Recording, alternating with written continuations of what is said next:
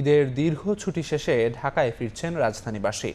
বাস ও launch terminal এবং rail স্টেশনের চাপ থাকলেও নেই ভোগান্তি। এই মুহূর্তে সদরঘাট লঞ্চ টার্মিনালে আছেন সহকর্মী আলতাফ হোসেন, কমলাপুর রেল স্টেশনে আছেন আলামিন তুষার এবং গাবতলী বাস টার্মিনালে আছেন ফারদিন মাঝার। সরাসরি প্রথমেই যাচ্ছি আলতাফের কাছে। ঈদে ঘরে ফেরা মানুষ, বিশেষ করে দক্ষিণাঞ্চলের যারা নারী টানে ঘরে ফিরেছিলেন পরিবারের সাথে ঈদ করতে, সেই সমস্ত মানুষ কিন্তু ইতিমধ্যেই আবারও ঢাকায় পৌঁছেছে। সদরঘাটে লঞ্চ টার্মিনাল আমরা দেখেছি ভোর 4টা থেকে 5টা নাগাদ পর্যন্ত আমরা দেখেছি ব্যাপক ভিড় আমরা দেখেছি।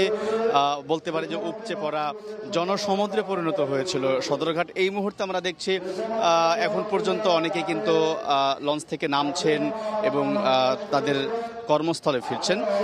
তবে যেটি হচ্ছে যে আমরা যাত্রীদের সাথে কথা বলেছি, তারা যেটি বলছেন বেশ স্বাচ্ছন্দ্যেই তারা আসলে ঢাকায় পৌঁছেছে। তবে ঢাকা সদরঘাট থেকে নিয়ে যে রাস্তাটি রয়েছে বাসে ওঠার জন্য, সেই রাস্তাগুলোতে আসলে ব্যাপক যানজটের কারণে কিছুটা ভোগান্তি পোহাতে হচ্ছে। তবে লঞ্চ ঘাটে তেমন কোনো ভোগান্তির চিত্র আমরা দেখিনি। তবে বাড়তি চাপ দেখেছে যাত্রীদের, বিশেষ করে আজ যেহেতু বলা হচ্ছে যে ঈদের ছুটির একদমই শেষ পর্যায়ে এবং আজকে একদমই আমরা দেখেছি যে ভোর নাগাদ থেকে ব্যাপক ভিড় আমরা সদরঘাটে দেখেছি। এবং যেটা জানতে পেরেছি, গতকাল রাত 9টা থেকে 10টার মধ্যে বরিশাল থেকে অন্ততপক্ষে 16 থেকে 17টি লঞ্চ, বড় বড় লঞ্চ কিন্তু ছেড়ে আসে এবং সারা রাত ধরে যে সেটি একদমই ঢাকায় এসে পৌঁছেছে ভোরের দিকে। এবং আমরা দেখেছি যে অনেক যাত্রী তারা সন্তুষ্টি প্রকাশ করেছেন এই ঈদের নির্বিঘ্নে যাত্রার কারণে। এবং একই সঙ্গে জানিয়ে রাখি যে লঞ্চে আসলে এই সদরঘাট থেকে অন্তত 40টি রুটে শতাধিক লঞ্চ যাতায়াত করে বিভিন্ন এলাকায়, দক্ষিণাঞ্চলের বিভিন্ন অঞ্চলে।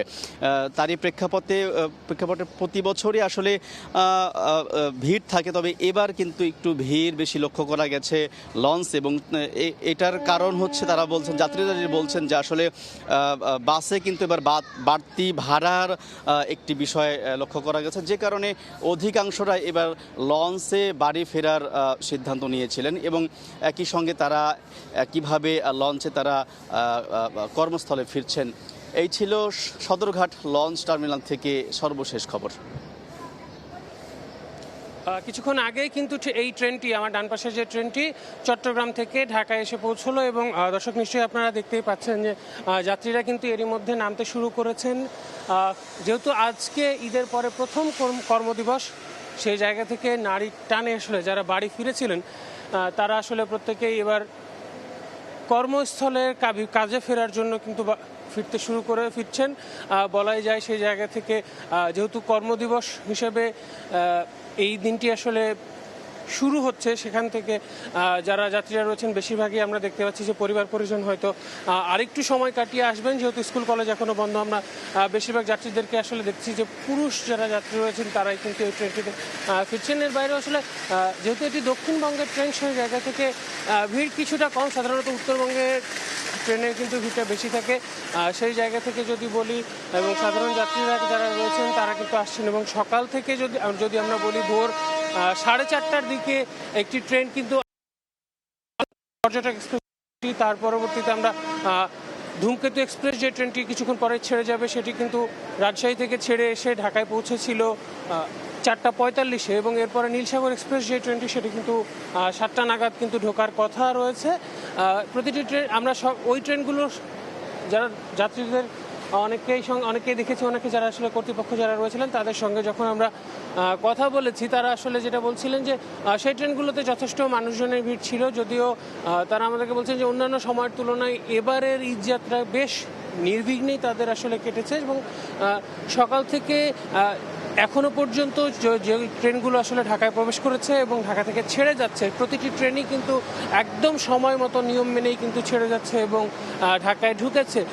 এবং এর বাইরেও আমরা যদি বলি, যারা যেই ট্রেনগুলো আসলে ছেড়ে গেছে সেই ট্রেনগুলোতে কিন্তু মানুষজন কম থাকলেও যথেষ্ট মানুষজন কিন্তু আমরা দেখেছি। কেননা আসলে যাদেরকে আসলে নানান কারণে যারা আসলে তাদের কর্মস্থলে থেকে গেছেন, ঈদ তাদেরকে আসলে কর্মস্থলে করতে হয়েছে, জরুরি সেবার কাজে যারা জড়িত, তারা কিন্তু এখন যেহেতু তাদের সহকর্মীরা বাড়ি থেকে ফিরেছেন অফিসে, কর্মস্থলে, সেই জায়গা থেকে তারা এবার যাবার সুযোগ পাচ্ছেন, তারা অনেকে যাচ্ছেন। তো সড়ক পথে কর্মস্থলে ফেরা মানুষের খবর জানতে আমরা চলে যাব গাবতলীতে, সেখানে আছেন সহকর্মী ফারদিন। পবিত্র ঈদ উল ফিতরের টানা 9 দিনের ছুটি শেষ হয়েছে গতকাল শনিবার। আজ রবিবার 6 এপ্রিল সমস্ত অফিস আদালত খুলে যাচ্ছে, আর সেই কারণেই ঢাকাগামী হয়েছে সকল কর্মব্যস্ত মানুষেরা। সেই কারণে আজকে ঢাকা শহর পুরো কর্মচঞ্চল ঘটবে বলে আমরা দেখতে পাচ্ছি। আর দীর্ঘ ছুটির পর কর্মক্ষেত্রে যোগদান করে সড়ক পথে আজ ঢাকাগামী অনেক মানুষের ঢল আমরা দেখতে পেরেছি সকাল থেকে এখানে গাবতলীতে অবস্থান করে। আমরা জানতে পেরেছি যে এবারের ঈদে কোনো বড় ধরনের ভোগান্তি ছাড়াই রাজধানীতে নির্বিঘ্নে মানুষ ফিরতে পেরেছে এবং ফেরত আসা যাত্রীদের সঙ্গে কথা বলে আমরা এটুকু জানতে পেরেছি এবারে ঈদযাত্রা ছিল গতবারের অন্য সময়ের চেয়ে অনেক বেশি স্বস্তিদায়ক। কারণ তবে একটি অভিযোগ তাদের ছিল যে ফিরতি যাত্রায় তাদের অনেকটা বেশি ভাড়া গুনতে হয়েছে, কিন্তু তারপরও তারা বলেছে কোনো রকমের কোনো ঝুট ঝামেলা ছাড়াই, তারা কোনো ভোগান্তি ছাড়াই তারা যাত্রা পথে যাওয়ার সময় যেভাবে বাড়িতে ফিরেছিল ঠিক একইভাবে তারা ফিরতে পেরেছে এবং কোনো ধরনের তাদের শঙ্কা কাজ করেনি, তাদের কোনো নিরাপত্তা বিঘ্ন ঘটেনি। এবং সেটা তারা বারবার বলেছে, তারা এটা আমাদেরকে জানিয়েছে যে তাদের যে স্মৃতিচারণা করেছে যে পরিবারের মানুষদের সঙ্গে যতটা সুখকর ছিল সেই স্মৃতি তাদের সেটা হলেও তাদের কর্মক্ষেত্রে তাদের ফিরতেই হয়েছে এবং কখনো এত ছুটি একসাথে পাওয়া যায় না। তারা সেই ক্ষেত্রে তারা খুবই আনন্দমুখর সময় কাটিয়েছে, তারা সেটাও বারবার প্রকাশ করছিল আমাদের সঙ্গে। যাত্রীদের সঙ্গে কথা বলে আমরা জানতে পেরেছি যে তারা তাদের পরিবারের সঙ্গে যে কতটা আনন্দমুখর ছিল সেটা তো বলেছেনই। একই সঙ্গে অনেককে দেখেছি পরিবারের সঙ্গে একসঙ্গে ফিরতে। তারা কেউ বলেছে, কেউ স্কুলের স্কুলের শিক্ষার্থীরা অনেকে ফিরেছে এবং শিক্ষার্থীরা ফিরলেও তাদের কিছুদিন পরে ফিরলেও তাদের পরিবারের বাবা মার সঙ্গে ফিরতে হয়েছে। বারবার তারা এটাই বলছেন যে নারীর টানে তারা বাড়ি ফিরলেও কর্মব্যস্ততার কারণে তাদেরকে ঢাকা ফিরতেই হয়েছে। তো আলিফ, এই ছিল রাজধানীর গাবতলী বাস টার্মিনাল থেকে আমার কাছে ঈদযাত্রা সর্বশেষ। রাজধানীমুখী মানুষের ঈদের ফিরতি যাত্রার খবর জানাচ্ছিলেন সহকর্মীরা।